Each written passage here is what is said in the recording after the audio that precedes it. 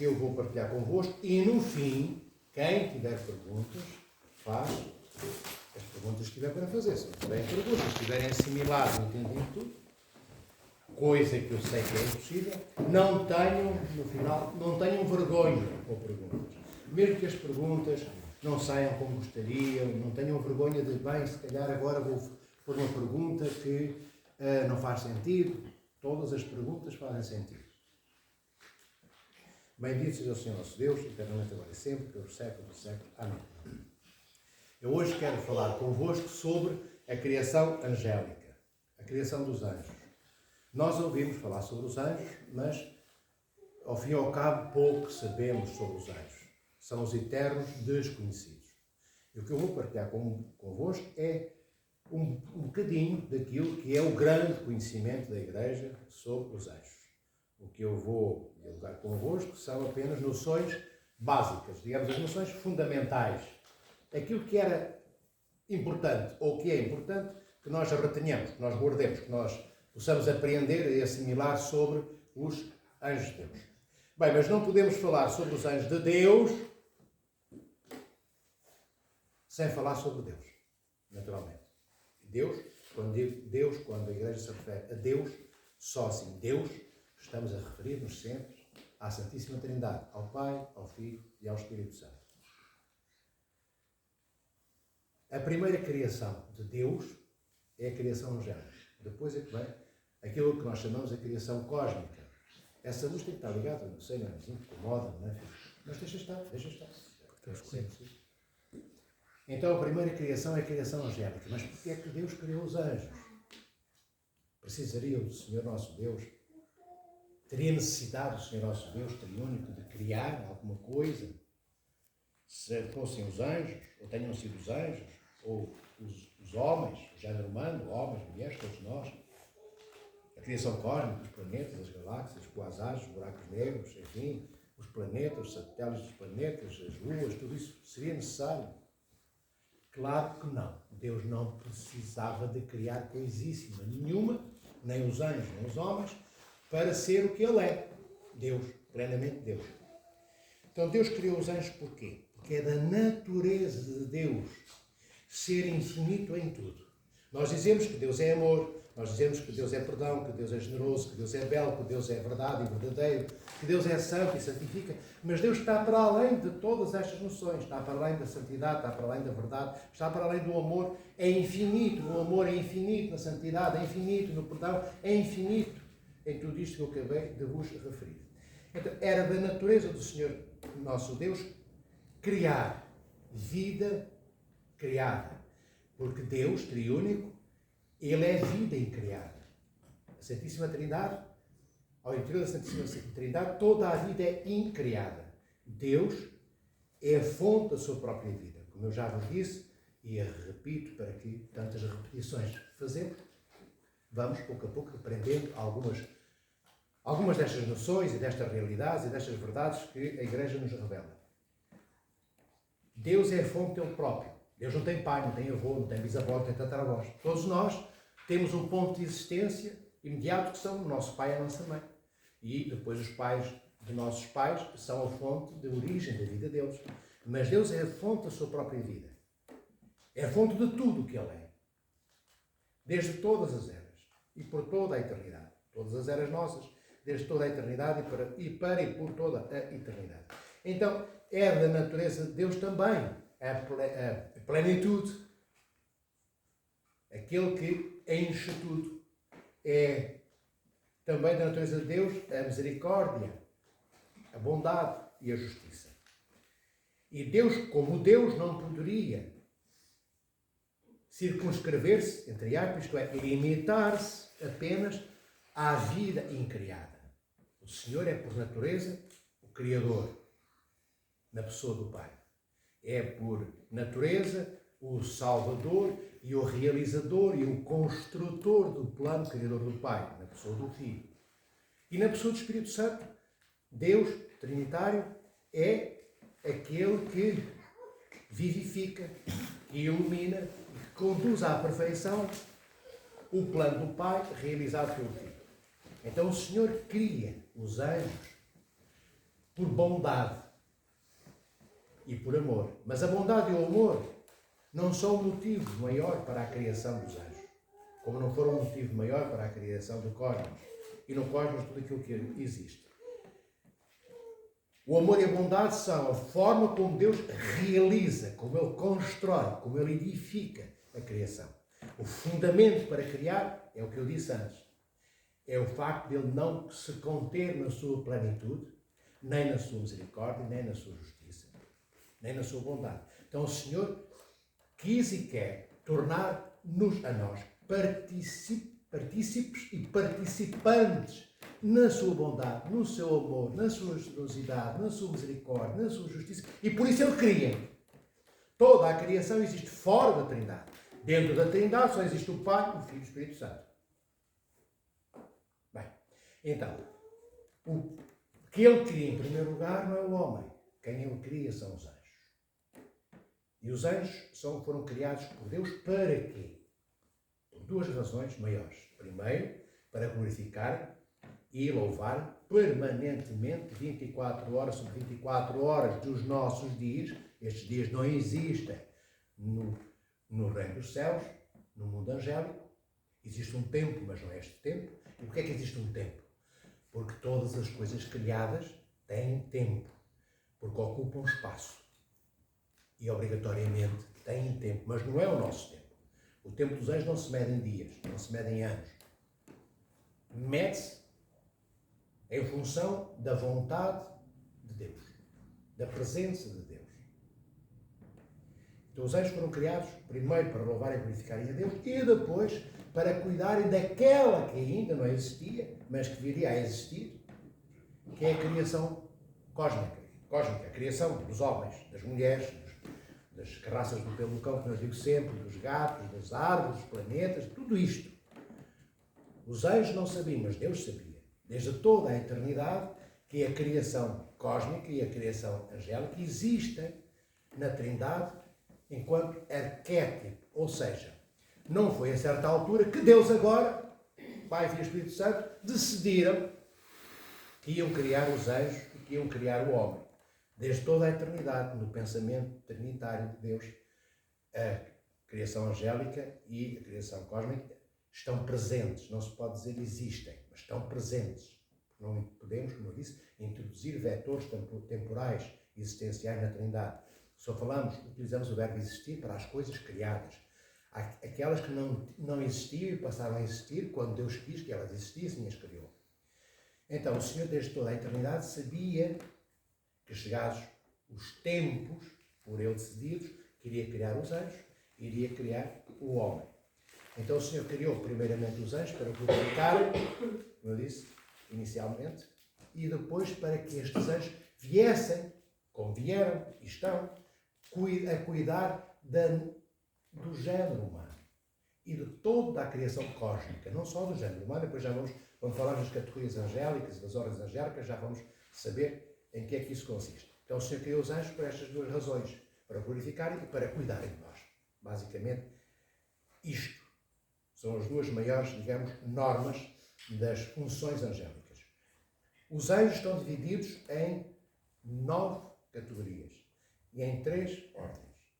A primeira ordem, que tem dentro dela 3 categorias, começando tendo Deus como ponto de partida para chegar ao homem, que nós não somos anjos, estamos fora da ordem angélica. A primeira ordem, com as primeiras 3 categorias, tem os serafins, os mais próximos de Deus, depois tem os querubins, depois tem os tronos. Depois temos a ordem intermédia, composta por domínios ou dominações, por virtudes e por poderes. E depois temos a última ordem, composta, aquela mais próxima de nós, composta por principados, arcanjos e anjos. Os anjos, depois, se tivermos tempo, eu vou explicar um pouquinho, muito sucintamente, em que é que consiste e o que é que faz, minimamente, cada uma destas categorias ao interior destas 3 ordens. Os anjos são, neles próprios, uma essência inteligente, mas não como Deus. A essência dos anjos é conferida por Deus aos anjos, e nisto difere da essência divina. A essência divina não vem de lado nenhum, nem é conferida a Deus por ninguém.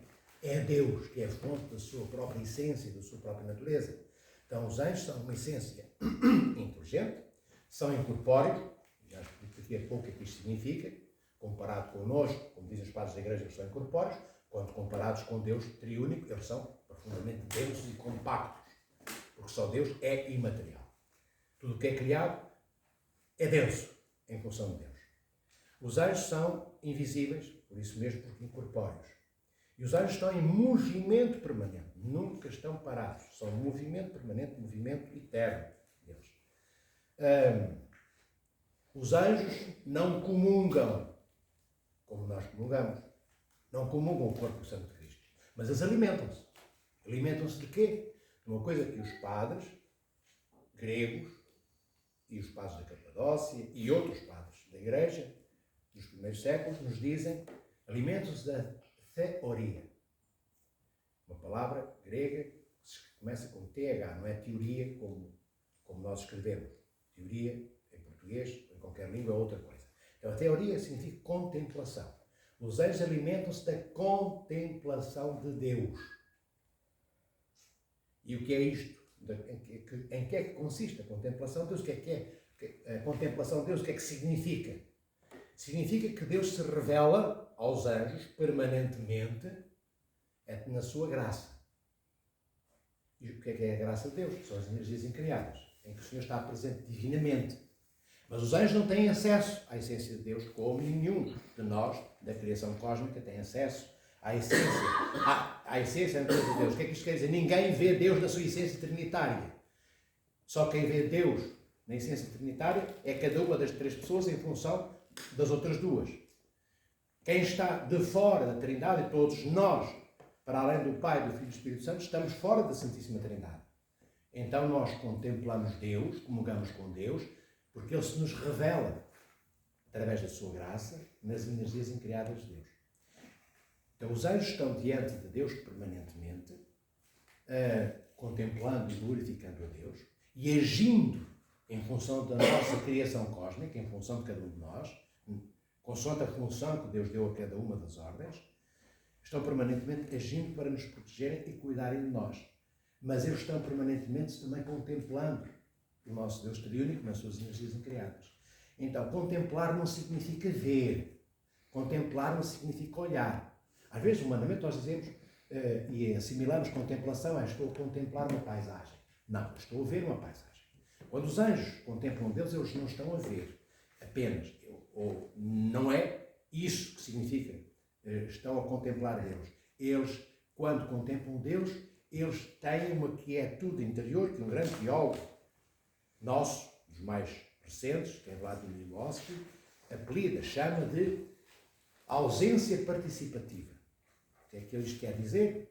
Quer dizer, quando os anjos estão diante de Deus, contemplando e glorificando o Senhor nosso Deus, eles estão ausentes deles próprios, como também o homem é chamado. E a mulher é contemplarmos Deus dessa forma, que é estarmos ausentes de nós próprios, ou os anjos ausentes deles mesmos. Eles, quando estão a contemplar Deus, a glorificarem Deus, eles não questionam o que estão a presenciar. Não é o que estão a ver, o que estão a presenciar. Eles não põem perguntas em função do que estão a viver. Então, essa ausência tem a ver com o facto de eles se abstraírem, escaparem eles próprios deles mesmos em função de tudo o que eles são, estão concentrados e focalizados perante a revelação de Deus que se torna presente na contemplação que Deus lhes dá dele próprio para que eles mesmos contemplem. É a ausência por um lado, mas Vladimir Vygotsky diz ausência participativa. Então, eles ausentam-se de tudo o que lhes diz respeito a eles e concentram-se em tudo o que diz respeito a Deus. E então participam, comungando com o Deus que se lhes revela, penetrando tanto quanto Deus permite, ser penetrado no mistério dessa contemplação. Eles vivem a presença de Deus, que se torna presente diante de cada um deles, enquanto anjos. O que mais é que os anjos não fazem ou fazem? Portanto, os anjos não têm alma. Coisa estranha, não têm alma, não. Os anjos são noéticos, são espíritos puros. Os anjos só têm nous, que nós traduzimos para a língua portuguesa e para as línguas deste mundo, por espírito. Não são bem equivalentes, não é bem a mesma coisa, mas é o mais próximo que se pode traduzir. Então, os anjos não têm alma como a nossa. Eles têm nem como a nossa, nem outra. Eles são espírito puro. Logo, a nossa alma humana, o que é que ela tem? Ela é dotada de alfaias, de instrumentos que Deus deu para que a alma possa não só dar-nos vida, manter a nossa vida, como conduzir-nos para a casa do Pai, de retorno ao nosso Criador. Então, o Senhor deu à nossa alma aquilo que eu já vos falei, que há uns tempos atrás, que são os poderes cognitivos da alma e os poderes vitais. Os poderes, há muitos mais do que estes. Há mais dezenas de poderes cognitivos conferidos à alma. Mas eu só pego nestes 5, porque mesmo estes 5 já são difíceis para quem não tem, enfim, o hábito de lidar com estes assuntos, é difícil de assimilar. Então, a alma tem 5 poderes cognitivos, daqueles que eu vos falei há tempos, que são o nous, o espírito, que equivale ao nosso coração. Este é o poder que Deus dá por Deus à alma, e é o olho, como dizem os padres da igreja, o olho da alma, como os nossos olhos, são os olhos do corpo, para o exterior de nós próprios. Então, o nous reside no coração. E o nous tem, de acordo com a sua natureza, e ele está sempre virado para o conhecimento contemplativo do Deus Criador, como os anjos.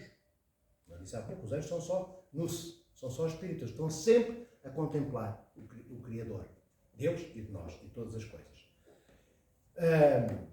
Depois a alma tem mais outros 4 poderes cognitivos, que eu vos falei. São a razão ou o intelecto, são a imaginação, a opinião e os sentidos.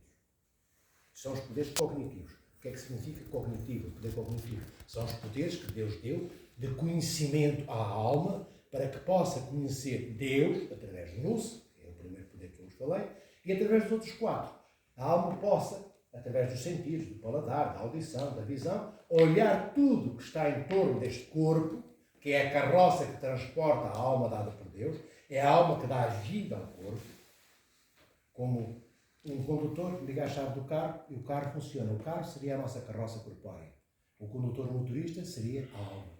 Digamos assim, os exemplos, todos eles, são claudicantes, isto é, todos os exemplos não são perfeitos naquilo que querem transmitir. Ficam sempre aquém daquilo que exemplificam, o que eu quero dizer. Então, os outros 4 poderes cognitivos, poderes do conhecimento, o intelecto, a razão, a imaginação, a opinião e os sentidos, servem para nós olharmos as pedras, olharmos o céu, olharmos os pássaros, vermos os rios, ouvirmos os outros nossos irmãos e irmãs, ouvirmos o telejornal, vermos o mar, entendem? Para ter a fotografia, servem para tudo isso. E então, esses poderes, depois, esses 4, depois de tomarem conhecimento daquilo que Deus criou e colocou à nossa volta, à volta do nosso corpo e da nossa alma, informam o nous, ou deveriam fazer, expurgando, isto é, retirando tudo o que é mau, tudo o que é feio, tudo o que não é adequado à bondade nem ao amor de Deus. Mas nem sempre assim é. Se sempre assim fosse, então o nous, o nosso espírito, o nosso coração, estaria sempre desimpedido de toxinas, de lixo. E seria um espírito puro, como é o dos anjos. E nós estaríamos 24 horas dos nossos dias, os nossos dias têm 24 horas, a contemplar e a glorificar a Deus, como os anjos fazem. Não conseguimos fazer porque nós pecamos continuadamente. Todos os dias nós pecamos, isto é, todos os dias falhamos no amor que deveríamos dar e não damos. Então o nosso nous fica diminuído, fica mais pequenino. E então não é um olho tão aberto que vê Deus. E às vezes o nous está completamente fechado. Quando nós somos o oposto, ou nós somos o contrário daquilo que o nosso Senhor Jesus Cristo é, o nous não é um olho aberto para Deus, é um olho fechado que não vê Deus. E nós distanciamos e afastamos do Criador. E temos uma vida, ou vidas completamente diferentes, opostas à vida que o Verbo encarnado, nosso Senhor Jesus Cristo, viveu e teve, enquanto esteve com os apóstolos, com os discípulos, enfim, com todas aquelas gentes da Galileia, da Palestina, de Cafarnaum, de Israel, no seu todo. Os anjos têm livre-arbítrio, ou seja, têm vontade. Tinham e têm. No princípio da criação angélica, houve uma parte dos anjos, chefiada por Lúcifer, que se revoltou contra Deus. E Lúcifer levou, dizem os padres da Igreja, soi-disant, pelo menos é o que dizem os padres da Igreja, 1/3 de todos os anjos, em todas as categorias, em cada uma das 3 ordens. E 2/3 terão ficado com Deus. E, então, usou a vontade, Lúcifer, para convencer os outros anjos, e os outros anjos usaram a vontade para aceitarem, serem convencidos por Lúcifer, a abandonarem o Criador. E, a partir daí, aquele que era o anjo de luz, Lúcifer, que ele quer dizer, transportador da luz, o anjo de luz, passa a ser negritude e trevas. Ele se afasta da luz de Deus, da iluminação de Deus, da graça de Deus. E porquê é que aconteceu esta revolta? Basicamente porque ele tomou conhecimento, quando o Senhor Nosso Deus Triúnico lhe revelou, que o Verbo iria encarnar não em um anjo, não nas ordens angélicas, mas no homem que nem sequer tinha sido criado ainda. E Lúcifer não entende, dizem os padres da Igreja, porque é que ele, sendo o mais perfeito, ou um dos mais perfeitos anjos, não poderia ser o receptáculo, não poderia ser receber o próprio Verbo. Mas Deus decidiu que deveria ser a Mãe de Deus, a Virgem Maria que nós conhecemos. Quando isto é revelado aos anjos, há uma parte, como eu acabei de vos dizer, que abandonam Deus, desfiados por Lúcifer. E aqueles outros que ficam, aqueles outros anjos que ficam com Deus, a adesão, a colagem deles, do amor ao Deus Criador, de tal forma forte, de tal forma grande, que eles não podem, apesar de continuarem a ter vontade, continuam a ter livre-arbítrio, não podem mais abandonar Deus, nem revoltar-se mais contra Deus, como Lúcifer e os outros anjos fizeram. Os anjos ficaram com Deus, serão eternamente amigos de Deus. Como eu disse, eles não têm vontade e não há o perigo de um dia exercerem essa vontade, não. Porque os anjos e os padres da Igreja, como que abdicaram da sua vontade, ainda que a tenham. Deus não retirou a vontade aos anjos, não os transformou em robôs, para fazerem apenas o que Ele quer e dizerem amém, porque não podem dizer outra coisa. Os anjos poderiam dizer que não, estes que estão junto de Deus, mas decidiram perante Deus nunca mais o fazer. Então, estes anjos que ficaram com Deus, desde a categoria primeira e mais próxima dos serafins até à última, que é os anjos, os que ficaram na obediência a Deus, ficarão vivendo esta audiência eternamente por todos os séculos e idades e eras e eternidades sem fim. Os anjos demoníacos não se podem arrepender, porque não têm corpo como o nosso. Da mesma forma que o homem, quando morre, e o corpo fica adormecido, morto, cientificamente, adormecido, do ponto de vista espiritual, para nós que utilizamos essa terminologia, após a morte, e a alma fica viva. Da mesma forma que o corpo daqueles que morrem não se pode arrepender, se tiver tido uma vida pecadora, também os anjos caídos não se podem arrepender e voltarem a ser obedientes a Deus. Os anjos existem, como eu disse, da parte de Deus, para depois acompanharem a humanidade, ajudarem os pequeninos, que somos nós. Comparados com eles, somos pequeninos, porque eles têm superpoderes. Os anjos não viajam à velocidade da luz, por exemplo, nem sequer à velocidade do pensamento. Vejam que a velocidade da luz equivale a 300 mil km por segundo. Ou seja, quem conseguisse, que é impossível, ninguém consegue, só a luz consegue. Até o dia de hoje. Talvez um dia, se fizerem naves especiais para vogarem e viajarem no espaço, isso seja possível. Hoje não é. Então quer dizer que a luz percorre 300 mil km num segundo. Ora, para terem uma ideia, daqui à Lua são 184 mil km, ou 186 mil, se não estou enganado. Então a luz vai daqui à Lua, como se fosse possível, ir daqui à Lua e voltar, num segundo praticamente. Vejam, os anjos estão acima da velocidade, não é da luz, estão acima da velocidade do pensamento. E o pensamento é muito superior àquilo que nós pensamos e queremos realizar. É muito superior à velocidade da luz. Então, mas os anjos têm uma velocidade, porque eles são corpóreos. Incorpóreos, isto é, não têm corpo em função do nosso corpo. Se compararmos o corpo deles com o nosso, mas se compararmos o corpo dos anjos com a Trindade, com o Deus Triúnico, eles são totalmente densos e compactos. Têm corpo. Todas as coisas são materiais, em função de Deus. Os padres da igreja dizem que os anjos são imateriais. Não, não são. Os anjos são materiais. Só é imaterial o Deus triúnico. Só o Senhor está para além de toda a matéria, o Pai, o Filho e o Espírito Santo. Tudo que está fora da Trindade e tudo que não é o Pai e todos os que não são o Pai, o Filho e o Espírito Santo existem, não são integrantes da Trindade, existem fora da Trindade. Então os anjos são materiais, mas incorpóreos comparativamente connosco. Os anjos podem depois tomar todas as formas que estão abaixo de cada um deles. Ou seja, os serafins podem tomar a forma inerente, própria à natureza de um querubim, de um trono, de um domínio, de uma virtude, de um arcanjo, de um anjo, por aí fora. E a forma humana também. Nós temos exemplos no Antigo Testamento, por exemplo, do arcanjo Rafael que acompanha Tobias. E esteve vários dias com ele. Os anjos não comem, não necessitam de comer, não, como nós, guisados, batatinhas e ervilhas e isto e aquilo, como eu disse, alimentam-se. O próprio Deus é o alimento deles. Isto às vezes faz, é a contemplação que eu comecei por dizer há pouco, a falar sobre ela. E às vezes faz-nos confusão. Nós estamos habituados a ter estas noções que são as nossas. Então, é estranho não podermos antropomorfizar Deus ou os anjos. Que é isto, antropomorfizar Deus ou os anjos? É pegar em características que nós utilizamos para descrever aquilo que vemos humanamente e aplicar essas características nossas humanas para descrevermos Deus ou para falarmos sobre os anjos. Então, mas temos exemplos de outras coisas vivas, seres que estão vivos,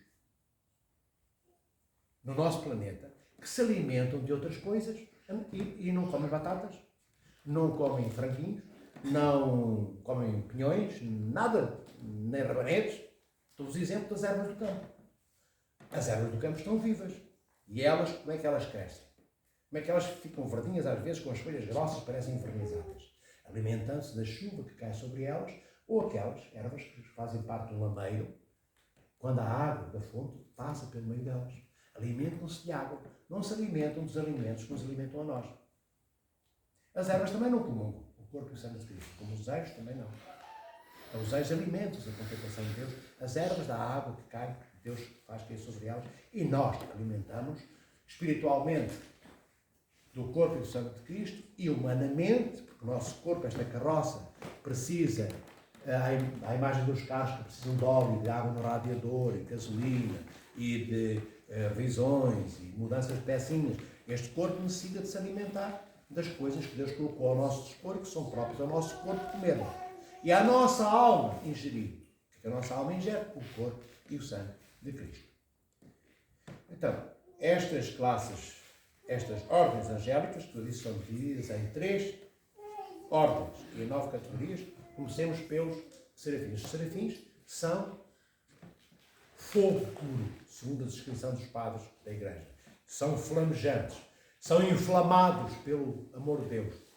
Deus é ígneo, é o acendedor, digamos, dos serafins. E os serafins depois vivem esse amor abrasador e tornam incandescente todas as categorias angélicas abaixo deles, à imagem do mesmo amor que eles vivem e que eles receberam de Deus. A seguir, aos serafins, nós temos os querubins. Logo a seguir. Esta primeira ordem angélica composta pelas 3 categorias das quais vos falei há pouco. Então, os querubins são aqueles, se traduzirmos do hebraico, que significava em hebraico e significa em português, aqueles que são entendimento permanente. Então, eles são o receptáculo da sabedoria e da iluminação do Deus triúnico, que se lhes revela, como revela o serafim, como todos os anjos, na sua graça, nas suas energias criadas, não na sua essência. Fixem isto, Deus nunca se revela na sua natureza, não é porque ele não pode, nós é que não podemos receber. Então, os querubins recebem essa iluminação de Deus, o entendimento dos mistérios de Deus, tanto quanto Deus permite que eles entendam os mistérios insondáveis de Deus, e assimilam e guardam essa sabedoria e essa iluminação, e depois transmitem essa sabedoria e essa iluminação a todas as ordens inferiores que estão abaixo deles, consoante a capacidade e a função que cada uma dessas categorias, em cada uma das 2 ordens que são inferiores, podem receber. Depois temos os tronos. Os tronos fazem parte ainda da primeira ordem angélica, daquelas 3 categorias que estão mais próximas de Deus. Logo, serafins, querubins e os tronos. Os tronos são aqueles onde Deus está sentado, mas não é sentado fisicamente como nós sentamos numa cadeira. Está sentado, Deus está sentado nos tronos, noeticamente, no espírito, do ponto de vista, no espírito. Não é uma questão física, Deus não se senta fisicamente. O que isto significa? Quer dizer que Deus repousa na plenitude do que Ele é, na sua graça, nos tronos. E deste trono de Deus, como dizia o David nos Salmos, o Senhor estava sentado num trono, diz David, e daí estabelecia julgamento sobre toda a criação. Então, os tronos também depois propiciam que esta justiça de Deus venha recair sobre o mundo. E eles ajudam a que todos os juízes do mundo possam fazer um bom juízo na função que eles exercem enquanto juízes, tribunais, juízes que têm poder neste mundo para julgar. Os tronos ajudam-nos. Não quer dizer que eles façam isso sempre, porque é necessário que eles escutassem estes desejos de Deus, para que os julgamentos no mundo, os juízes do mundo, fossem juízos justos, julgamentos justos. Mas eles, essencialmente, são aqueles que transportam Deus, noeticamente, no espírito. Depois, a seguir, temos a ordem intermédia, que é composta por domínios ou dominações, por virtudes e poderes. Os domínios são uma classe de anjos que têm poder sobre todos os anjos. São eles que dominam servindo, não é dominam como um ditador domina o seu povo. E eles ajudam, os domínios ajudam também a que as classes, todas as ordens, de anjos, das categorias que estão abaixo deles, possam ter acesso qualitativamente, da forma mais perfeita, a este poder que eles recebem da parte de Deus para governar, entre aspas, os anjos que estão abaixo deles. As virtudes são os canais de Deus, são outra ordem de anjos. As virtudes são os canais de Deus que Deus usa para Deus fazer milagres por excelência. E são as virtudes, estes anjos que se chamam virtudes, que depois também ajudam os santos e as santas no mundo para se tornarem canais cada vez mais adequados, para que Deus faça também milagres através dos seus santos e das suas santas. E nós temos grandes santos que fazem milagres. São agora Talma Tudo, São Serafim Saró, Santa Ofémia, Santa Bárbara, tantos, todos. A maioria dos santos fizeram e fazem milagres. Pois há uns que são fazem mais do que outros, que nós apelidamos de taumaturgos, aqueles que se distinguem por fazerem milhares de milagres nas suas vidas. São as virtudes que preparam a alma destes santos e santas. Os santos e as santas estão mais disponíveis, têm a tal ausência participativa da qual eu falei há pouco que nós não temos, que é isto, é a quietude. Os anjos, os santos e as santas têm uma quietude interior, uma paz, uma serenidade. O que é quietude? A serenidade não traduz bem, não é? Talvez seja adequado, mas a quietude poderíamos traduzir por serenidade, por paz interior. E os anjos têm essa paz interior em que eles, como os anjos fazem quando contemplam Deus, os santos e as santas também se aquietam. E aquietam dos afazeres do mundo. Como Marta e Maria, lembram-se? Maria estava junto de Cristo a ouvir o que o Senhor dizia. E Marta andava por ali a fazer o que era preciso na casa, para que o Senhor tivesse comida e depois pudesse participar naquilo que era necessário comer. Mas Marta estava tranquila, Maria estava tranquila. É um pouco a imagem do posicionamento e da postura dos anjos e da postura dos santos e das santas que eu estava a dizer, que tem a ver com esta quietude. Não estarmos mergulhados nos problemas do mundo, nem trazemos os problemas do mundo dentro do nosso cérebro, do nosso intelecto, da nossa memória. Bianca! Vá lá. Olha, não querem. Depois disso, quando querem, os meninos estão muito inquietos. Quietude, já sei. Da quietude. Então, os santos e as santas têm essa quietude interior. E as virtudes ajudam os santos e as santas na medida do plano que Deus tem para aquele santo concreto e para aquela santa e para cada um deles, no seu todo, a serem também eles canais propícios para que Deus possa usá-los para fazer Deus os seus milagres. Ninguém faz milagres, nem os anjos, a não ser Deus. Nós somos, tanto os anjos como nós, se pudermos ser, canais que Deus usa para Deus realizar os seus milagres. O Senhor de todos os milagres é o Deus triúnico. Não é mais ninguém, não é mais nada. Só que Deus é misericordioso e bondoso, então, quer que nós participemos também. E a forma de nós participarmos é sermos como os profetas, boca que se abre, que Deus usa para, através daquela boca, Ele próprio Deus falar, e somos também, podemos ser canal que Deus usa para poder, através de nós, fazer os seus milagres. Isso são as virtudes. Depois vem os poderes. É uma outra categoria de anjos dentro desta classe do meio, domínios, virtudes e poderes. Então os poderes são a classe de anjos que tem poder sobre o demónio. Poder absoluto sobre o demónio. São os anjos, que se chamam poderes, que restringem, que dificultam, que impedem o demónio e os demónios de nos destruir. Se os poderes não tivessem sido criados por Deus com esta função, nós seríamos destruídos pelo demónio. Então, são os poderes angélicos, os poderes, é o nome, não é poder apenas, poder, isto ou aquilo, não. Eles chamam-se poderes que manietam, que seguram o demónio para, apesar de ele nos perturbar, não nos destruir. São também os poderes que dão paciência aos seres humanos para poderem caindo e levantando-se, caindo e levantando-se, caindo no pecado e depois levantando-se pelo arrependimento, na confissão, neste sacramento da Igreja. São eles os poderes que dão paciência ao homem e à mulher para não desesperarem. Porque às vezes nós cansamos, Senhor, tantas vezes, mas estou na mesma, e eu não mudo, e eu já peco há 30 anos, há 50, todos nós pecaremos a vida inteira. Mas há pessoas que entram em desespero porque veem que não, acham que não progridem, que não crescem diante de Deus e diante dos seus irmãos. Então são os poderes, estes poderes angélicos, que lhes dão paciência, que lhes dão esperança, para que nós, não desistamos. Depois vem a última classe, composta por 3 categorias de anjos, que são os principados, os arcanjos e os anjos. Os principados têm um poder especial dado por Deus, entre outros, e um deles é o poder de são administradores de todo o universo, de todo o cosmos criado.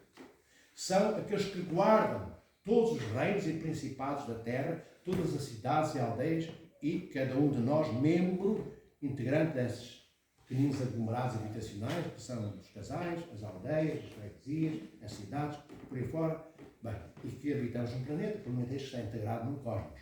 Eles administram o universo e cuidam e guardam todas as cidades e países, ou principados, reinos da terra, repúblicas, impérios, tudo. Eles governam. Claro, eles não governam impondo-se. Senão, quando tem um ditador, tiravam o ditador e punham lá um anjo a governar aquele país, ou aqueles países. Não fazem isso. Eles aconselham.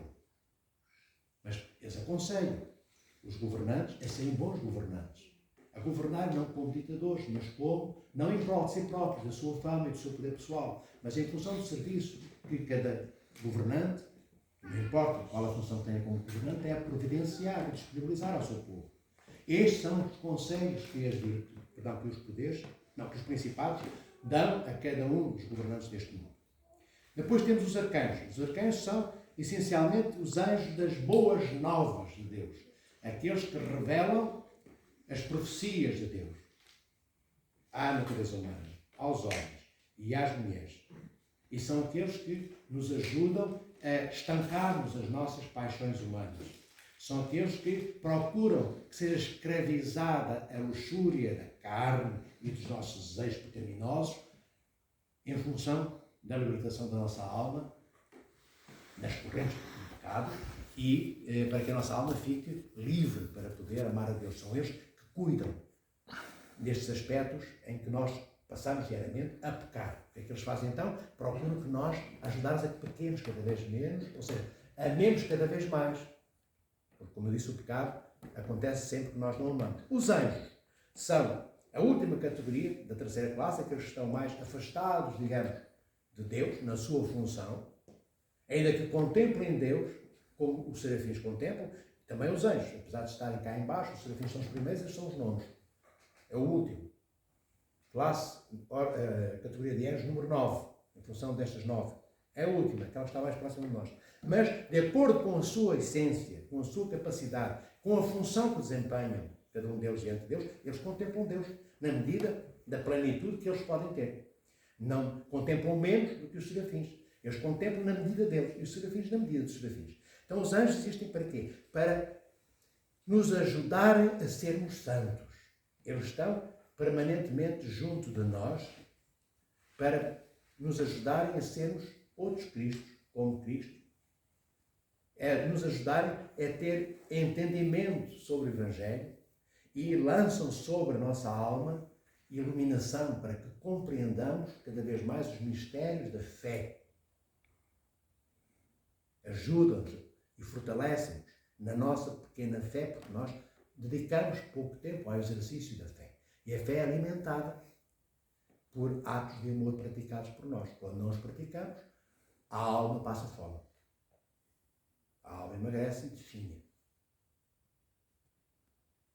Bem, então, basicamente, de uma forma muito sucinta, estas são algumas das funções de cada uma das 9 categorias, de cada uma das 3 ordens angélicas. No Antigo Testamento, como disse há pouco, os anjos também estiveram presentes em muitos momentos do Antigo Testamento. Bem, já começam por estar presentes no Éden. Todos sabem que existia um querubim com uma espada de fogo guardando os portões do Éden, no paraíso adâmico. Para quê? Para que Adão e Eva, que tinham pecado tocando na árvore do conhecimento do bem e do mal, não fossem tocar na árvore da vida. Então, os querubins já aparecem aí.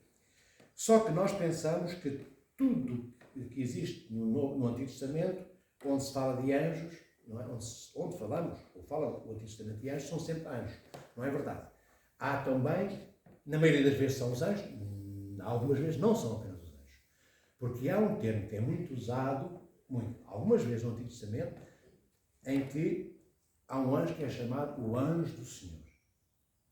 E em alguns desses momentos, quando esse anjo, seja um profeta, um juiz, um patriarca, como Abraão, Isaac ou Jacó, ou um rei, como David, trata esse anjo do Senhor por Deus, não é então um anjo como um arcanjo Rafael, ou Miguel, ou Gabriel, que são os 3 arcanjos que apareceram no Antigo Testamento. Não há nenhuma outra informação que outro anjo, com outro nome, tivesse aparecido no Antigo Testamento. São estes 3. Miguel, Gabriel e Rafael. Mas quando se trata do anjo do Senhor, e quando aquele que recebe a visão angélica do anjo do Senhor o trata por Deus, nós estamos diante daquilo que a Igreja, os padres da Igreja, dizem ser uma cristofania. Ou seja, como se Cristo estivesse presente no Antigo Testamento, antes de sair do ventre de Maria. Porque nós só podemos usar o nome de Cristo, falar de Cristo, depois da encarnação do Verbo. No Antigo Testamento, o Verbo não encarnou. Então não podemos usar o nome de Cristo. Mas há alguns teólogos imprecisos na sua terminologia, ou para nos ajudarem, porque às vezes nós temos dificuldade em entender. Então, há momentos em que é o Verbo, que ainda não encarnou, o Verbo de Deus que vai encarnar, que se torna presente. E algumas dessas cristofanias, uma delas, que os pais da Igreja dizem que é o Verbo que está presente, é quando aqueles 3 anjos aparecem a Abraão, e Abraão os trata por meu Deus e se dirige aos 3 como sendo um só. Na sarça ardente, quando Moisés sobe ao Monte Sinai e o Senhor lhe pergunta quem é Deus, e o Senhor diz: eu sou aquele que é. E em outros momentos, ao longo do Antigo Testamento. Logo, isto convém nós também sabermos que há momentos de manifestação, em que ocorreram manifestações angélicas, em que de facto anjos destas categorias apareceram, e foram apenas estes 3 que são mencionados, e os arcanjos Miguel, Gabriel, ou Gabriel, Miguel e Rafael apresentam-se sob a forma de arcanjo, manifestam-se com esse nome, mas eles são serafins. Eles fazem parte da primeira ordem e são a primeira e a segunda categoria de anjos, serafins e querubins. E Rafael também. É um serafim também. Mais, o que é que podemos dizer mais sobre os anjos? Mais nada para já. Vou deixar o critério agora do vosso perguntas sobre os anjos. Primeiro, os senhores bispos podem também fazer perguntas, mas queria que deixassem a primeira leva fosse para os fiéis. Se tiver alguma pergunta para fazer, façam. Seja qual for. Se não tiver, não façam. Então, se tiverem alguma, depois façam. Penso que Não é para perguntar, é permite eles perguntarem. Se eles não puderem perguntar, não tiverem nada a fazer, aí já vamos.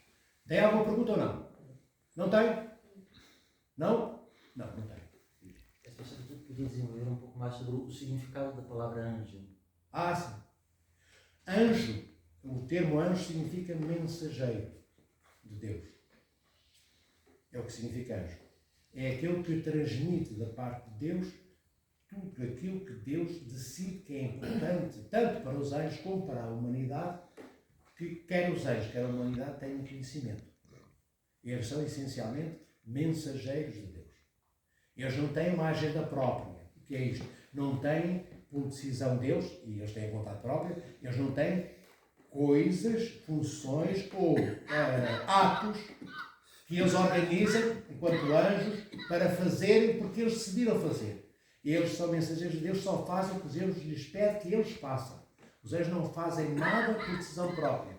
Quando o anjo aparece no Antigo Testamento, ou no Novo Testamento, ou apareceu durante estes 2000 anos, a santos e santas que viveram na Igreja de Cristo, eles são sempre portadores das mensagens que Deus lhes deu para transmitirem aos homens, ao género humano, ou então são apenas boca que se abre, canal de Deus, que Deus utiliza para o próprio Deus falar. Sempre. Eles nunca trazem nada de informação até junto de nós, porque decidiram eles próprios fazê-lo. Eles transmitem só o que Deus lhes transmite.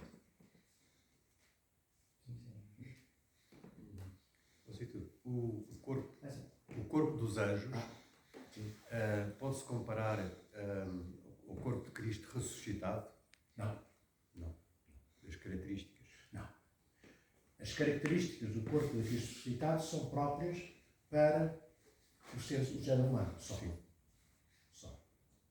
Os anjos não têm corpo como o nosso. Deus não encarnou para salvar os anjos, mas para salvar o género humano. Os anjos são dotados de imortalidade.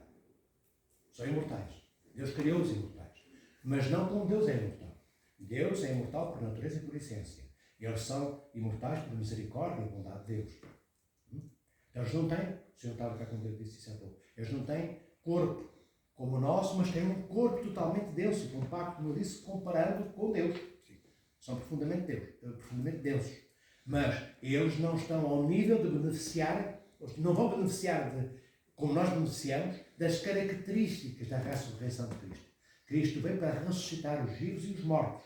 Os anjos estão vivos, não estão mortos, mas não são homem nem mulher. Eles são noéticos, eles são espíritos, fazem parte de outra criação de Deus, da primeira. Então, não têm corpo glorioso, eles têm um corpo noético. As perguntas fazem com que eu me lembre de outros assuntos que às vezes são importantes. Posso, João? Como é que, vamos lá, cristãos que somos, qual deve ser o nosso relacionamento com os anjos? Porque falou numa coisa extraordinária que nos rodeia e na qual estamos imbuídos. Qual deve ser, vamos lá, na espiritualidade ortodoxa católica, essa relação? Estão distantes, posso usar agora, neste momento, a todo momento. Então vamos lá ver, Padre João. Já entendi a sua pergunta. Como é que nós nos relacionamos com os anjos? Como é que podemos beneficiar daquilo que eles são? Daquilo que eles têm na sua natureza, na sua essência dada por Deus, que faz com que eles sejam anjos, e em que é que isso é útil para nós e como é que nós conseguimos assimilar ou sermos ajudados por eles. Da seguinte forma, nós temos na Igreja aquilo que chamamos de anjo da guarda. Anjo da guarda. Mas não é só o anjo da guarda que nos ajuda.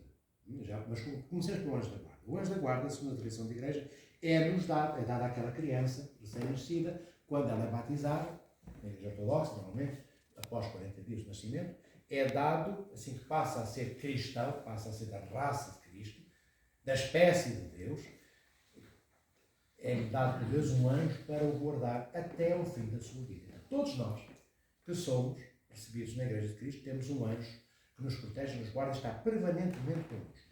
Mas para além disso, como eu falei há pouco, há uma ordem, faz parte da classe intermédia,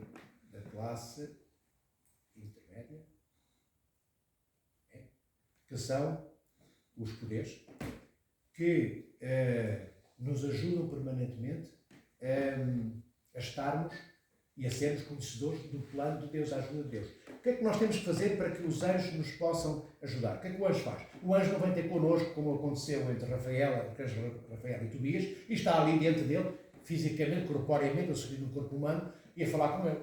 A maioria de nós morrerá sem ver um anjo. Mas os anjos, mas não estamos privados deles, estão permanentemente connosco.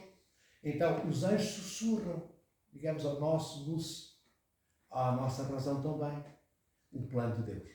Ajudam-nos e falam connosco, ao nosso coração, daquilo que nós devemos de fazer para sermos iguais a Cristo. Então, como é que nós distinguimos o anjo que está ao nosso lado, que é posto na nossa vida por Deus, e aquele do demónio? Os anjos do demónio estão sempre presentes na nossa vida.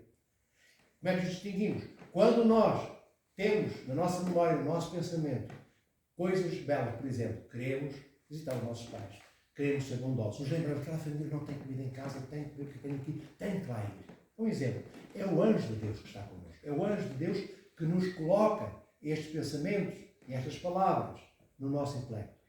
Quando nós temos pensamentos opostos, como por exemplo, não, eu vou roubar o meu vizinho, passo o dia a trabalhar e aquele malandro não faz nada, todas as semanas fica mais rico do que eu, vou roubar as galinhas do homem. Por exemplo, isto é um anjo do demónio, um exemplo ridículo, mas para que entendais. Cada vez que escutamos coisas que nos possam levar a praticarmos atos que Cristo não praticou, é sempre o demónio ou os anjos demoníacos que estão ao nosso lado. Ao longo do dia, ao longo de todo o dia, cada vez que no nosso coração, no nosso pensamento, nós ouvimos dentro de nós e temos a disposição interior para amarmos e para sermos bondosos e para sermos generosos e para perdoarmos e para pedirmos perdão e para nos arrependermos, isso são palavras do anjo ou dos anjos que Deus coloca ao nosso lado diariamente, por toda a nossa vida, que põe dentro de nós. Então esta é a forma de nós sabermos quando estamos a ouvir o anjo do demónio ou o anjo de Deus, ou os anjos de Deus ou os anjos do demónio. E isto é-nos dito pelos pais da igreja. Excelência, posso dizer? Para entrar em comunicação com os anjos é preciso, digamos, a nossa voz formal, ou bastará com o pensamento? Eu ter desejo e pensar, e agora, meu anjo, sem verbalizar, sem dizer por palavra, em oração. Na primeira instância e na segunda instância, na última instância, sem verbalizar e sem fazer absolutamente nada. Ou seja, nós não temos que entrar em contacto com os anjos. Os anjos entram em contacto connosco. Nós temos que viver uma vida cristológica. Quanto mais nós vivemos uma vida cristológica, isto é, quanto mais formos Cristo, quanto mais transportarmos Cristo nos nossos atos, até ao momento em que nos consigamos um dia transformar em ato o próprio Cristo, como São Paulo diz, já não sou eu que vivo, é Cristo que vive em mim. Este é o nosso caminho, é chegarmos a isso que São Paulo diz. Claro que nós morremos muito aquém, na maioria dos casos. Mas na medida em que nós nos tornamos cada vez mais em cada ato semelhantes a Cristo, mais nós ouvimos os anjos ou o anjo que está junto de nós. Claro, o anjo da guarda nós podemos e devemos verbalizar pedindo ao nosso anjo da guarda que nos guarde, que nos proteja, que nos ajude. E a todos os outros anjos, para além dos anjos da guarda, que nos envia em determinados momentos da nossa vida para estarem connosco. O anjo da guarda está sempre. E há outros, de várias categorias, que Deus envia consoante o plano de Deus para nós e para a humanidade, ou para aqueles que estão em torno de nós. Mas não temos que, obrigatoriamente, que andar à procura do anjo, com os olhos da carne. É com os olhos do amor que se busca o anjo da guarda e os anjos de Deus. Também, nós afastamos o anjo da guarda, como diz para as igrejas, da nossa vida. Ou os anjos de Deus, pelo nosso comportamento. Outra vez, se nós formos completamente dissemelhantes, formos outra coisa que, para além do que Cristo foi, formos o oposto do que Cristo é, o nosso anjo da guarda vai ficando para trás. Porque ele continua dentro do horizonte que Deus lhe deu para nos servir e de serviço que nos presta. Se nós não estivermos lá e formos para outras paragens onde está o demónio, ele afasta-se de nós. Não porque ele tenha medo do demónio, mas porque ele respeita o livre-arbítrio que nós temos, a nossa livre vontade. Não enquanto anjo, não é uma decisão dele pessoal, enquanto anjo, da guarda ou outro, de decidir respeitar o nosso livre-arbítrio. Ele respeita o que Deus respeita, porque ele só faz o que Deus pede. Como Deus respeita a nossa liberdade, todos os anjos que Deus envia para estarem junto de nós, incluindo o anjo da guarda, respeitam a nossa livre vontade. Se eu decido não vir à igreja, Deus não me acompanha, vai à discoteca. Se eu decido não vir à igreja, o anjo que Deus enviou para estar comigo, o anjo da guarda, ou outros anjos, não me acompanharão. para o basquetebol, para o futebol, é mau ir ao futebol? Não. É mau ir ao basquete? Não. É mau ir ao basquete? É. É mau ir ao futebol? É. Quando? Se coincidir com o horário litúrgico, em vez de vir à liturgia, eu decidi não vir e no mesmo horário substituir a minha vinda para estar em comunidade, em igreja com todos os meus irmãos e com Deus, para ir usufruir de um prazer mundano e humano. Então, eu posso ir.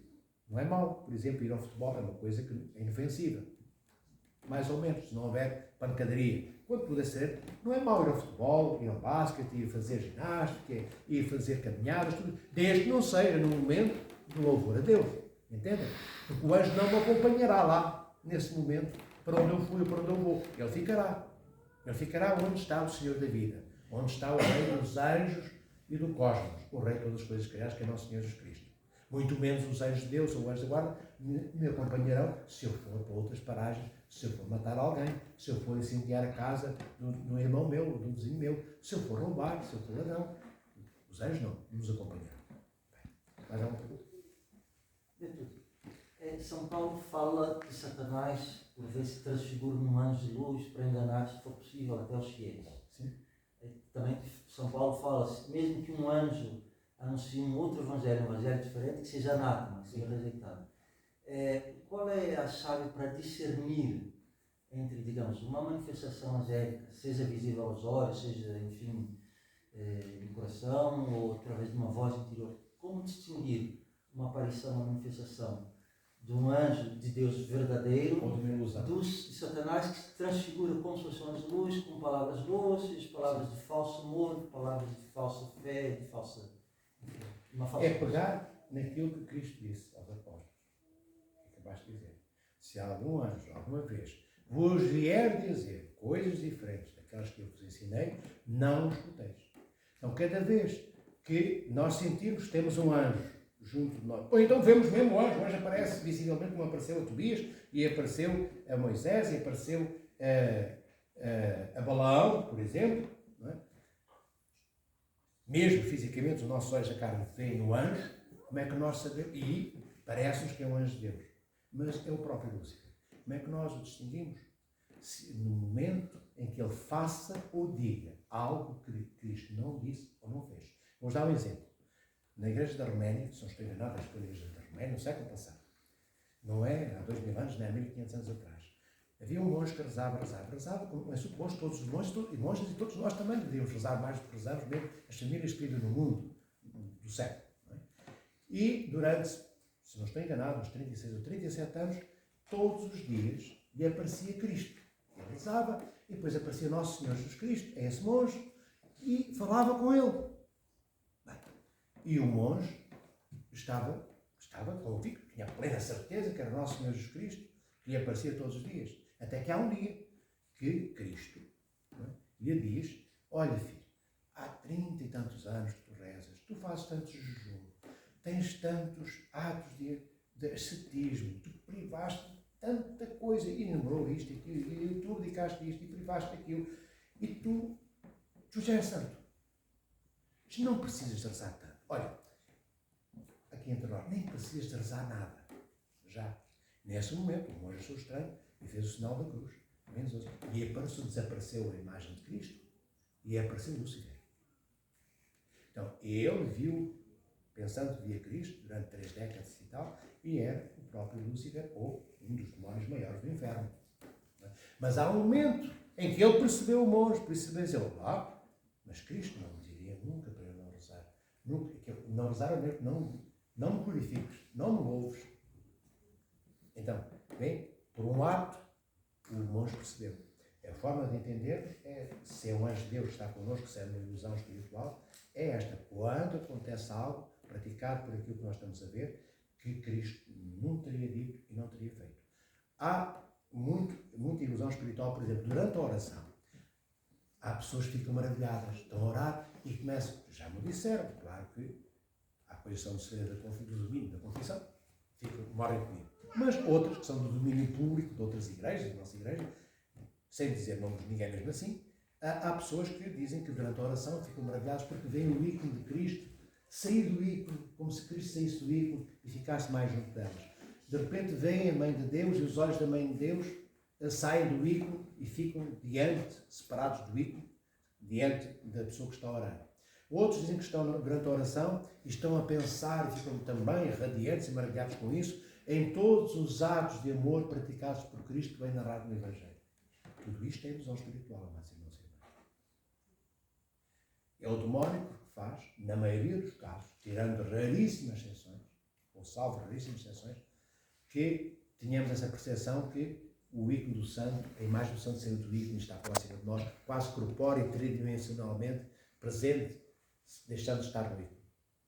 Isso é ilusão espiritual. É o demónio para perturbar a nossa oração. Mesmo quando nós estamos a orar. E vejam como o demónio é ardiloso. Já não estamos a pensar na história da bezerra, ou no mato, ou nas flores, ou no pai, ou na mãe. Durante a oração vem tudo. Já repararam que quando se ora, no princípio da oração, quando se começa a orar, não é no princípio da oração do dia, no princípio da nossa vida, em que demos os primeiros passos na oração, os primeiros anos da oração. E ao fim de 10 anos, se nós deixarmos de rezar durante meses ou semanas, nem preciso meses, voltamos à estaca zero. Então voltamos a passar pelos mesmos problemas que passaram inicialmente. Inicialmente, quando começamos a oração na nossa vida, nós temos uma cabeça cheia de todas as coisas do mundo. Parece que quando começamos a rezar, a nossa cabeça fica mais cheia do que já está cheia durante o dia. Não é?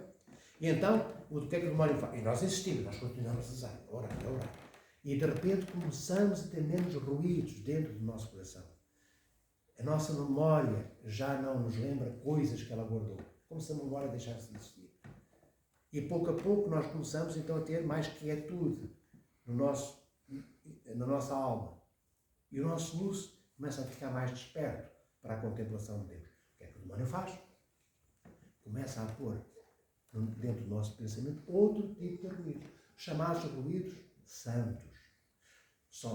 Estamos a orar e lembrarmos de Cristo, do que Cristo disse no Evangelho de São Lucas, de São Mateus, de São João. O que é que São João diz no livro da Revelação? O que é que ele diz no livro da Revelação, do Apocalipse? Lembramos de partes, trechos do Antigo Testamento. Isto é, só nos lembramos de coisas santas, de coisas boas.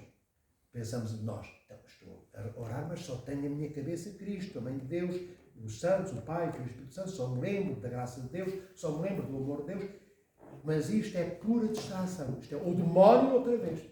Não nos conseguiu perturbar com ruídos normais, então ele pôs a ilusão das coisas santas, para nos iludir que, como são coisas santas, aquelas que nos vêm à memória, que estão no nosso pensamento durante a oração, estamos a orar. Não estamos a orar.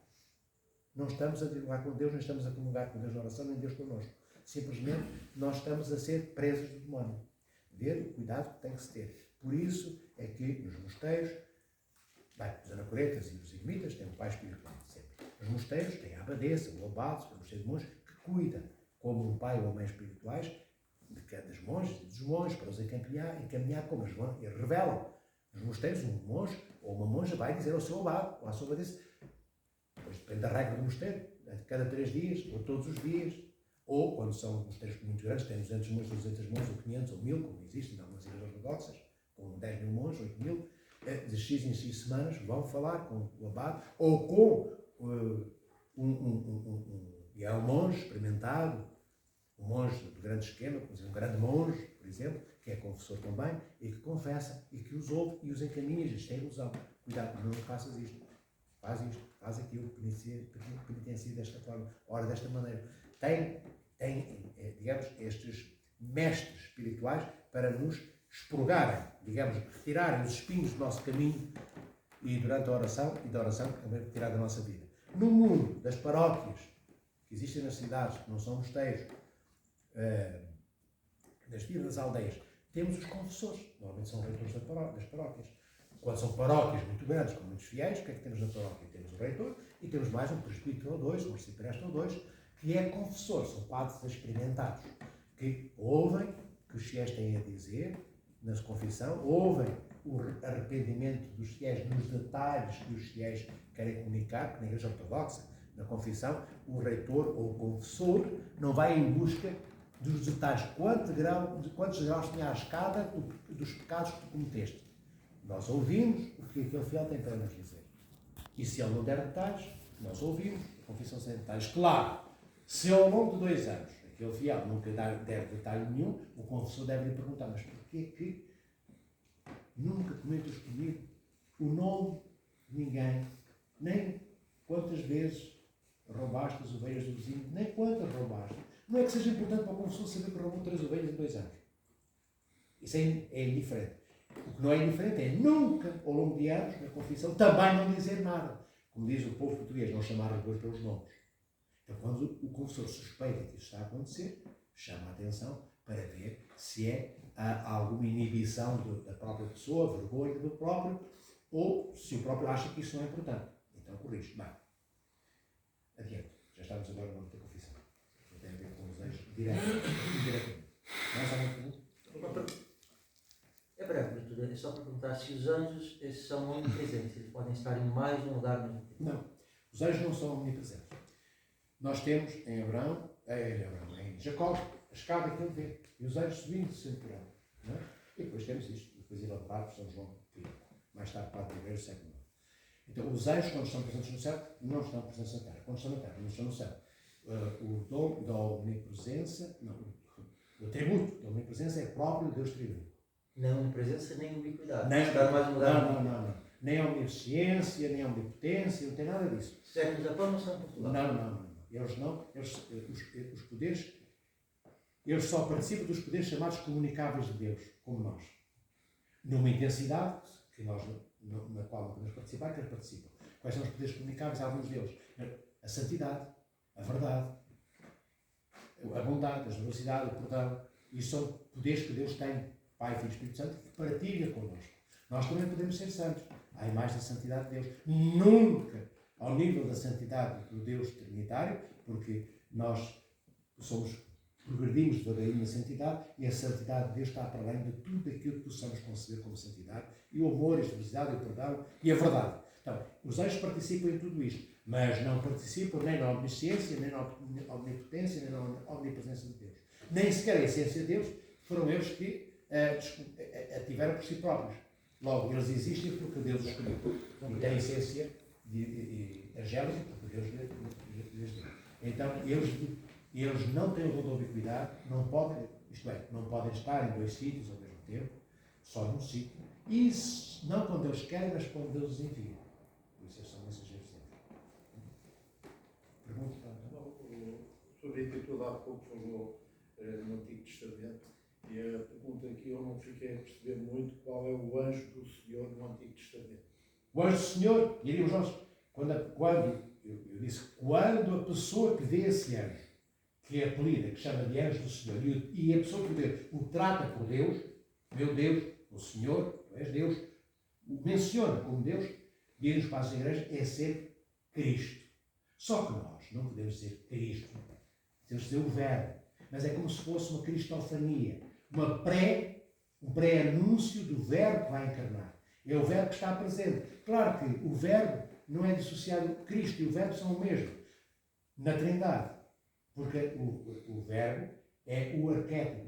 Não se pode dizer no Verbo está o arquétipo, no Verbo existe o arquétipo de Cristo. Não, está errado dizer-se. O Verbo é o próprio arquétipo de Cristo. Na Trindade, o Verbo e o arquétipo e o protótipo, que é Cristo que vai sair do ventre de Maria, são uma só e a mesma pessoa. Só que nós não podemos falar de Cristo antes dele sair do ventre de Maria. Antes do Verbo encarnar não há Cristo, há Verbo. Segunda pessoa da Trindade. E Verbo que vai encarnar. Mas no Antigo Testamento está presente o Verbo. É uma manifestação cristológica por antecipação. É o que os pais da Igreja querem dizer com cristofania. Deus que se manifesta enquanto Verbo, antes, como se Cristo estivesse presente antes da encarnação que vai acontecer no futuro. Isso.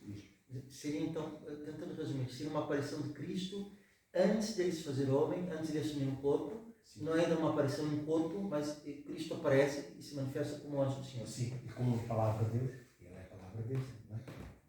E sempre Deus faz ver só quando os profetas, ou os patriarcas, ou Jacó, ou Abraão, viram um anjo e trataram por Deus, então seria Cristo, antecipadamente presente, antes da encarnação. É? O verbo que vai ser futuramente, depois de encarnado, o próprio Cristo. Você me permite complementar? tem uma expressão em Isaías que fala do anjo ou mensageiro do grande conselho. Sim.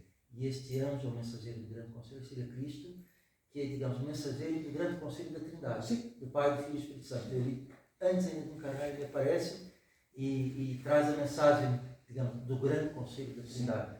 Filho, é Ele que cria, não é Ele que cria. Quem cria é o Pai. Não há confusões. O Pai é o criador. Entendamos lá. Mas é o Verbo, futuramente é Cristo, que vai ser dentro de Maria, que executa o plano do Pai. É Ele que cria, é Ele que edifica a criação. É Ele que cria as ovelhas, não é Deus Pai. É Ele que cria os oceanos, é o Filho. É Ele que cria as estrelas, é Ele que cria os anjos. A tendência humana é Cristo. Não. É o Verbo que cria. Cristo é o nome que nós utilizamos do Messias, daquele que é o Filho do Senhor. É o unigênito de Deus. Não é? Cristo é a Senhora da Santíssima Trindade. Quando Cristo ascendeu aos céus, ou seja, antes, quando Cristo sai dentro de Maria, o Verbo encarnou e temos Cristo entre nós, não há duas pessoas na Santíssima Trindade. O Verbo continua lá, a segunda pessoa. O Pai e o Filho e o Espírito Santo continuam sempre a Trindade. Isto é um mistério que não vale a pena, porque está lá e está cá. Porque nós temos a tendência de pensar, quando eu estou em Vila Franca, não estou no carregado. É, não é? Em Deus não é assim. Por isso é que Ele é Deus. Então, Ele continua presente na Santíssima Trindade e, ao mesmo tempo, Ele é gerado no ventre de Maria, Ele encarna no ventre de Maria. Então temos Cristo. Quando Cristo depois passa pela cruz e morre, ressuscita, fica 40 dias com os apóstolos, mas há um momento em que Ele diz que vai ascender aos céus. Os apóstolos têm Cristo subir aos céus. Então, Cristo, nós pensamos, vai voltar para o seio da Trindade. Mas Ele nunca saiu de lá. Enquanto Deus. Enquanto Deus. Mas na sua natureza humana, Ele assumiu a natureza humana. Então, Ele vai para a Trindade. Nós podemos pensar, mas então agora há uma coisa nova na Trindade. Bem, Deus sempre esteve na Trindade. A segunda pessoa. O Verbo encarnado é Deus. A segunda pessoa da Trindade. Mas agora vai o corpo do Verbo que encarnou para a Trindade como se fosse uma coisa nova. Não há coisa nova que entre na Trindade. Porque Deus é imutável na sua vida criada. Então, como é que o corpo de Cristo ascende e se senta à direita do Pai? Porque o Verbo sempre foi o arquétipo de Cristo. E não há diferença entre o arquétipo e o Verbo. Nem entre o Verbo, o arquétipo, que é arquétipo de Cristo, e o protótipo, que é o corpo humano que o Verbo assume. Não há nenhuma coisa nova que seja colocada na Trindade. Do nosso ponto de vista, parece que o nosso ponto de vista seria, mas não é. Entendem? Isto a propósito? A propósito do verbo pré-encarnado. Sim, a sim, aparição do verbo pré-encarnado. O verbo pré-encarnado é sempre, em vez de cristofania, chamar de uma pré-figuração da encarnação do verbo. Pronto. Não deixa de ser uma cristofania.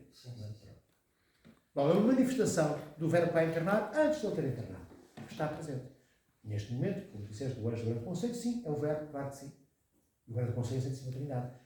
Não só como anjo do grande conselho, mas ele como anjo do Senhor, mas como executor de toda a obra do Pai.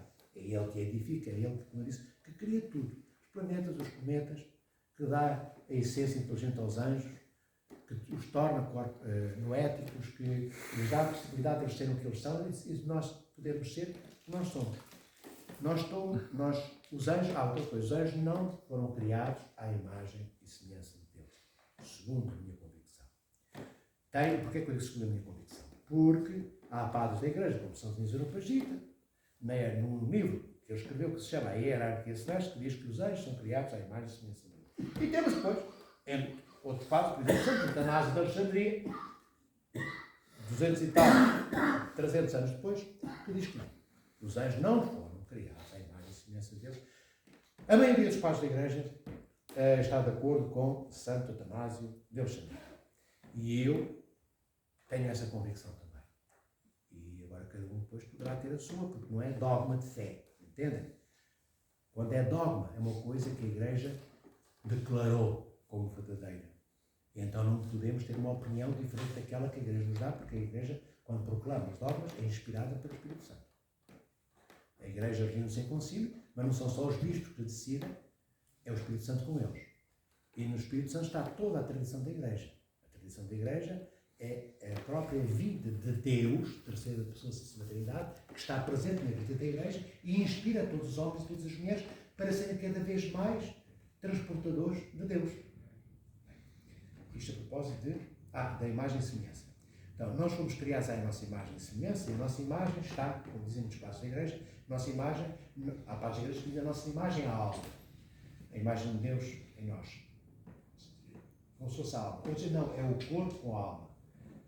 Então, a imagem de Deus em nós é tudo que nós somos corporeamente e também na alma que dá vida ao corpo. É isso que é a imagem de Deus em nós. E isso é inalterável. Nós somos assim, desta forma.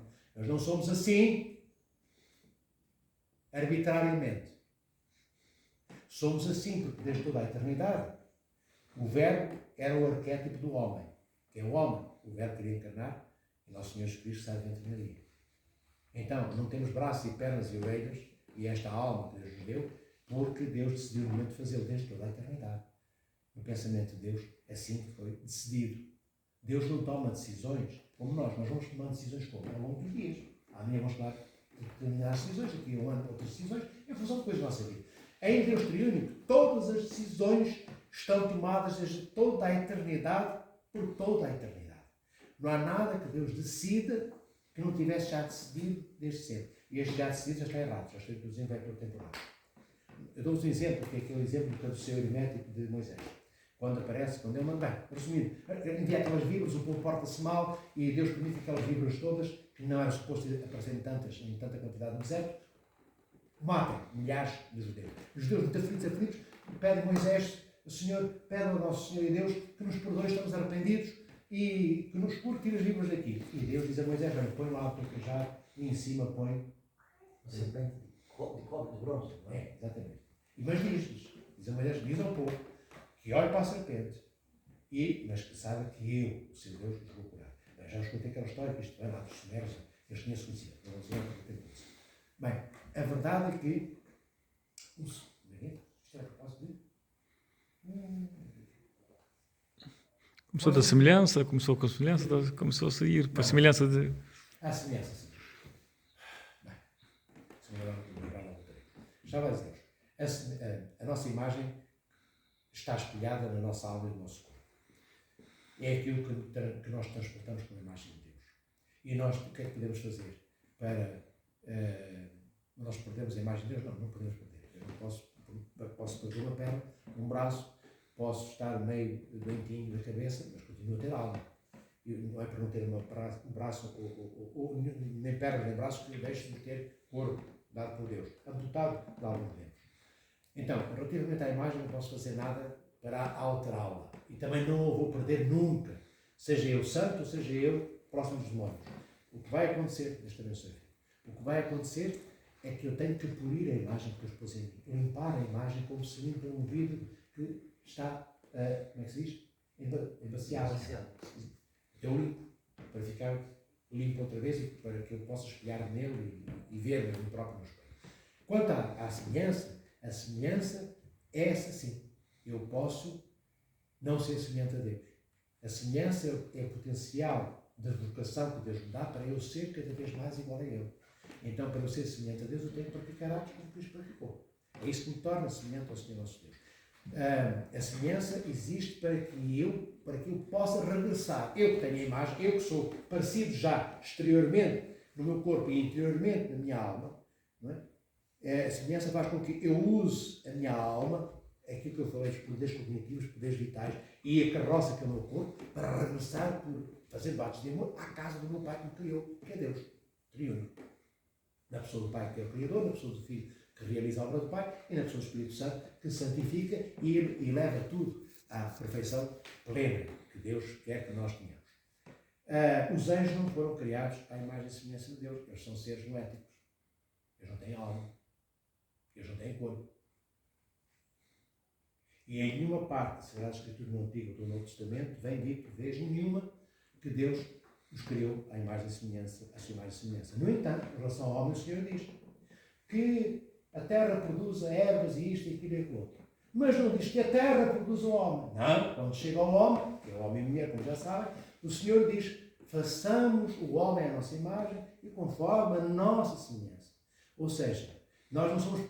Deus não dá uma ordem direta às ervas do campo e a outras coisas que foram criadas. O Senhor diz que sejam produzidas. Isto é, dá ordem para sejam produzidas. Que a terra produza. Aqui não. Nós, como se fosse Deus, nós, Pai, Filho e Espírito Santo, vamos produzir o homem. Vamos criar o homem. E é o que ele faz. Façamos o homem à nossa imagem conforme a nossa semelhança. E isto só é dito para o homem, para a mulher. Se não te dói. É não é verdade? É assim. Não é dito para os anjos. O verbo não encarna nos anjos. Encarna no homem. O homem, enquanto homem e mulher, o género humano, encarna no ventre de Maria. Deus não veio, não encarnou para salvar os anjos. Os anjos não precisam de salvação. Os que estão juntos de Deus, ficaram com Deus, estão salvos. O que não quer dizer que não se aperfeiçoem, porque é dito pelos padres da Igreja e no Antigo Testamento também, nos Salmos, que eles progridem de glória em glória. Crescem de glória em glória. Pronto. Os anjos não têm conhecimento da essência de Deus, da natureza de Deus, dizem os padres da Igreja. Como não têm perfeito nem pleno conhecimento da salvação. Da nossa salvação. Mas querem ter, mas não têm. Os santos e as santas têm mais conhecimento sobre a salvação, porque a vivem como Cristo viveu, do que os anjos têm. Os anjos não conhecem os nossos pensamentos. Os anjos não conhecem o futuro. Nós também não conhecemos. Os anjos anunciam coisas que vão acontecer no futuro, com exatidão absoluta, quando Deus lhes revela, Deus que tem conhecimento de tudo o que se vai passar no nosso futuro. E porquê? Sabem as respostas, já vou disse várias vezes. Porque Deus está presente no nosso futuro antes de nós chegarmos lá. Mas ao mesmo tempo está presente no nosso futuro, também está presente no nosso passado, está presente no nosso presente. Ou seja, nunca, em nenhum momento da nossa vida, se afasta do olhar de Deus, nem da presença de Deus. Eu, quando estamos aqui a falar, estou aqui a falar convosco, e vós comigo. Quando acabarmos a palestra, a jornada teológica, vamos almoçar. Então, este momento que estamos a viver agora já é passado, será passado. Mas em Deus, enquanto nós vamos almoçar, este momento continua a estar presente diante de Deus. Este que estamos a fazer agora. Por toda a eternidade. E desde toda a eternidade que este momento está presente na Trindade. E todos os momentos de todas as coisas criadas por Deus. Em todas as eras, em todas as cidades. Tudo está sempre presente. Então, quando os anjos anunciam alguma coisa, uma profecia é uma coisa que está a realizar mais tarde. Não é hoje. A não ser que seja hoje à tarde. Mas, em determinado tempo, algo vai acontecer. Quando os anjos profetizam, ou Deus abençoa homens ou mulheres para serem profetisas ou profetas, como no Antigo Testamento, tivemos tantos, é porque Deus quer. Deus até tem o conhecimento dele. Então o anjo é só um canal que anuncia o que Deus lhe disse para dizer. Mas ele não sabe. Enquanto Deus não lhe revelou, ele não sabia que aquilo iria acontecer. Quando ele profetiza, claro, o anjo sabe, tem conhecimento do conteúdo que vai profetizar, e sabe o que é que vai anunciar, e sabe o que é que vai acontecer. Como aquele que o ouve, o anjo falar, ou Deus através do anjo, ou Deus falar através do anjo, também passa a saber o que é que vai acontecer. Mas é facto, só Deus conhece o que vai acontecer no nosso futuro. Nós não sabemos. Uma pergunta sobre tudo. Eu ouvia falar que depois de 40 dias que o Nosso Senhor passou cá na Terra, os restantes 10 dias passou um dia... Os restantes? Os restantes 10 dias, já era o Pentecoste, passou um dia cada nível dos anjos e lhe deu aquelas ordens que tem que se fazer até a casa. Ouvi lá lá vi um padre da Romênia. Então, ora pelo padre. Estava a explicar, diga assim, bem, eu não acredito nada disso. O Senhor é o Senhor dos anjos, é o Rei dos anjos. Sim, mas passou por eles e lhe explicou cada um a sua função. Que teria passado através de cada uma como se fosse um dia passava... tivesse a satisfação cada uma das ordens angélicas. Sim. Não é satisfação. O Senhor não tem de fazer isso, não é uma questão de arrogância para com os anjos. Ele é o Senhor dos anjos. Sim. Não é? Ele está acima de tudo o que é concebível. E acima dos anjos também. Os anjos servem Cristo e servem o homem. Há outra coisa, os anjos nunca serão deificados. Nós buscamos a deificação, como diz nos padres da Igreja, como Santo Inácio, São Gregório de Alba, Nacianos, Nissa e outros, como Crisóstomo. Nós seremos deificados, tornados Deus pela graça. Ou seja, nós vamos ter usufruído, beneficiado de todos aqueles poderes que Deus tem, que eu disse há pouco, a verdade, a santidade, a bondade, o amor por aí fora, que como Deus é, mas na nossa dimensão, mas numa dimensão nessa altura maior do que esta, depois entraremos no reino dos céus e seremos Deus como Deus é Deus, por graça, não por natureza. Os anjos serão eternamente anjos. Nós somos filhos de Deus porque somos batizados. E o batismo transforma-nos ou permite que nós alcancemos a filiação divina. Os anjos serão eternamente criaturas. Os anjos nunca serão filhos de Deus. Mas isto parece que nós temos uma vaidade grande, nós somos melhores que os anjos. Não tem nada a ver com isso. Não há rivalidade entre os anjos e nós, nem entre nós e os anjos. Os anjos são plenos na função que têm e, ainda que busquem a perfeição, têm tudo que é necessário para buscarem essa perfeição e ascenderem de glória em glória por toda a eternidade no conhecimento de Deus. Não rivalizam connosco. Estou a falar dos anjos que ficaram com Deus. Entendem? Mas Deus veio para o género humano enquanto Salvador. Não veio para salvar os anjos. Veio para salvar a humanidade. Os anjos têm características, como eu disse há pouquinho, já fui falando disto durante a conversa convosco, características próprias, algumas daquelas que eu mencionei. E depois Deus tem novos, nesse caso, não é etapas. Nesse caso, você está a falar dos 3 9 patamares para cima e 9 patamares cá na Terra, não é? Agora me sai na planta. Categorias, 9 categorias. Serão categorias divididas, 3 em 3. categorias em cada Mas tem na céu e cá na Terra também entre nós. Não é que na Terra nem no céu. Isto é. Estamos a falar em termos. São anjos. Sim, já percebi, os anjos já percebi. Mas em termos de categoria, em termos de hierarquias também terrenas, começado com o metropolita, patriarca, essas coisas. Sim, depois há uma outra coisa, vou falar disso agora, que chama a hierarquia eclesiástica, em que são equiparadas determinadas funções dos homens e das mulheres, não só os sacerdotes sacrificiais. Está bonito, está lindo. Mas também dos outros dos leigos, que são equiparados, são dinis a determinadas, cada uma das categorias angélicas. Vamos falar disso agora. Chama-se o livro da hierarquia eclesiástica. São dinis, também era para gente. Mais alguma pergunta? Ficaram um bocadinho mais esclarecidos sobre os anjos? Do que eles são, do que eles não são, do que eles têm, que nós não temos, que nós temos e que eles não têm?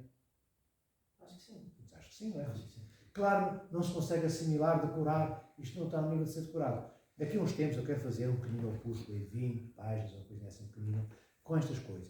Porque depois dá para ir lendo. E é mais fácil ler e depois escrever a pergunta, ou de uma, ou 2, 3 perguntas, e colocam perguntas depois. Porque assim, eu sei que é difícil, não é fácil. A primeira vez, levar com isto tudo de supetão, eu pensei que ia falar só 30 minutos. Mas acabamos sempre a falar um bocadinho mais, também por causa das perguntas. Mas é bom, filho, porque a maioria das pessoas não sabe nada. Sabe, os anjos não sabem o que é o anjo. Não sabem nada. Nós pelo menos sabemos alguma coisa. Hoje ficaram a saber um bocadinho mais. Nós temos que, se pudermos, devemos saber tudo aquilo que a Igreja tem como conhecimento sobre os anjos. E a Igreja tem conhecimento sobre tudo. Porque ela é inspirada pelo próprio Deus, que é o Espírito Santo presente na nossa vida e naquilo que eu disse na tradição da Igreja. E depois, nós temos o próprio Deus dentro de nós quando comungamos. Temos os santos, para vejam bem. Cuidado. Vai já tomar alguma coisa. Quente. Vá lá, filho. Mas é logo. Até já. Está aí aflito. Depois, vejam como Deus nos ama. Primeiro envia o seu filho para junto de nós. Vejam, Deus, pensa, quem é Deus? Porque Ele é. Ele retrai-se, quer dizer, encolhe-se na sua majestade, na sua glória e envia o seu filho unigênito, o único filho que Ele tem, para assumir o nada que quase nós somos, miséria humana. Não esqueça que quando o Verbo encarna, nós estamos ao nível dos demónios. Os demónios tinham a queda deles, afastaram-se de Deus, seguiram Lúcifer. E nós tínhamos a queda de Adão e Eva, que arrastou toda a humanidade com o seu pecado e destruiu a ponte de comunhão, Adão e Eva, com Deus. Quando o Verbo encarna, nenhum homem e mulher vivo, nem os que tinham morrido e estiveram vivos antes do Verbo encarnar, podia ser edificado, podia ter comunhão com Deus. Nenhum. Se o Verbo não encarnasse. Não havia ninguém que pudesse vencer a morte. Só Deus podia vencê-la. E é o que a Trindade faz. E o Filho de Deus vem e encarna. Bem, mas não encarnou. Nos anjos da queda. encarna naqueles que não são anjos, do género humano, que estão caídos, que somos nós. E porquê que faz isso? E não encarna um anjo, por exemplo, nunca se puseram essa questão. E encarna um homem, que não é anjo. Quando digo homem, sempre homem e mulher. Porque faz parte da justiça, do sentido de justiça, de amor e de misericórdia e da vontade de Deus. Deus cria a primeira criação angélica no topo. Eles têm todos superpoderes. Temos os anjos, cá embaixo, da última ordem, e a última categoria, a nona, que são os anjos, eles são superpoderosos comparados connosco. Não é? Estão próximos, eles contemplam Deus. Eles veem Deus na sua graça, nas suas energias. Nós não. Bem, mas nós comungamos o Senhor nosso Deus. E eles não. Nós tocamos Deus, os anjos não tocam. Contemplam. Vê a diferença. Não é? Mas porquê é que então o Senhor não encarnou nos anjos por isto? Porque não poderia ter criado os todo-poderosos e esquecer-se dos pequeninos deste mundo. E os pequeninos deste mundo, no coração de Deus, no pensamento trinitário, sempre estiveram presentes, que somos nós. Então, não dotou o homem dos poderes que deu aos anjos, mas deu-nos a capacidade de podermos ser superiores aos anjos se nos empenharmos, se nós quisermos. E como existia o mal, já, não só provocado por Adão e Eva, mas o mal provocado pelo demónio, pela queda dos anjos, e o pecado, que é mal também, provocado pela desobediência de Adão e de Eva, então o Senhor dá o livre-arbítrio ao homem para poder escolher entre o bem e o mal. Porque se houvesse só bem, não havia necessidade de livre-arbítrio. Para eu poder escolher, tenho que poder escolher alguma coisa em função de outra que eu não escolhi.